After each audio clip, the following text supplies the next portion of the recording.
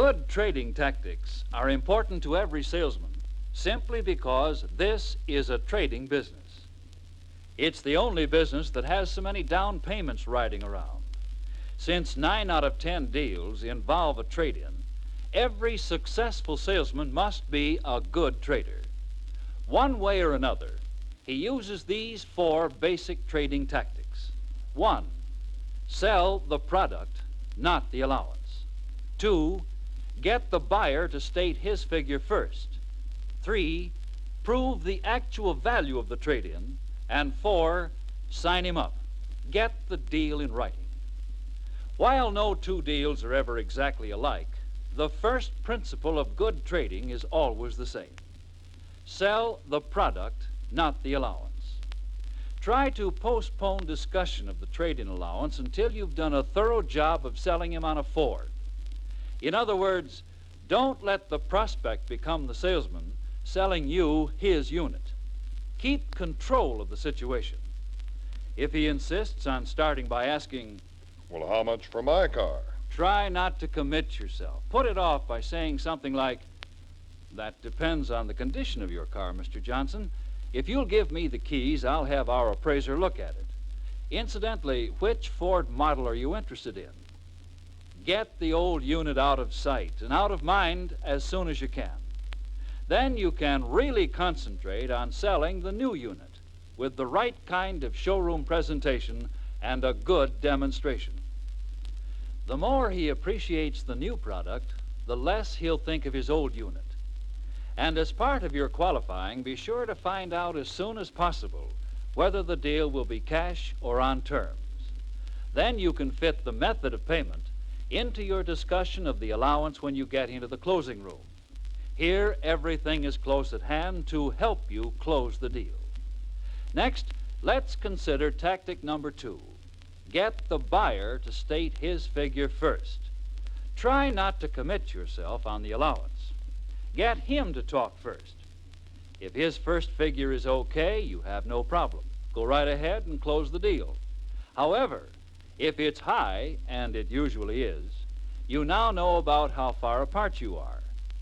Obviously, to be a good trader, you have to know used car and truck values.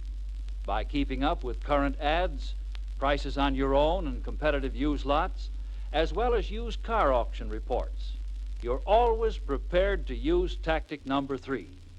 Prove the actual value of the trade-in.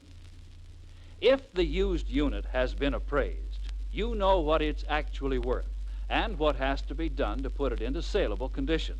However, you have to convince the prospect that his unit has a definite value established by current market conditions. As you can see in these ads, Mr. Johnson, cars like yours are selling for about $900 right now. Here's one at $875. $875? Why, my car's worth more than that. Maybe so, but that's what people are actually willing to pay for it. And that's what determines prices on used cars and trucks. And don't forget, these prices are for units that have been reconditioned, ready to sell. And we'll have to put yours in shape before we can sell it. Now notice, so far, you haven't committed yourself to any allowance figure. But what you have achieved is this. You have prepared him for a lower allowance by proving the actual value of his trade-in, by introducing a figure well below your possible top allowance. Now you can say, "That's what your car is worth, Mr. Johnson, but we give good deals here. Just what will it take to put you in a new Ford today?" The figure that he states now sets up a trading bracket. And somewhere between his figure and the low one you established is a figure which, with proper selling on your part, will make an immediate deal possible, one satisfactory for both the dealership and the customer. The important thing is to sign him up at the lowest possible figure, subject to approval of the house. Mr. Johnson, you've just made yourself a good deal, providing I can get it by the boss. I'll do my best. And if you've done a real selling job all along the line and the deal is right, it may very well go through as is, and you've got yourself a sale. If it isn't acceptable, you've still got some more trading to do. Maybe you can switch him to another model or add accessories or power features to build up a deal that will be acceptable. The important thing is never turn down a deal.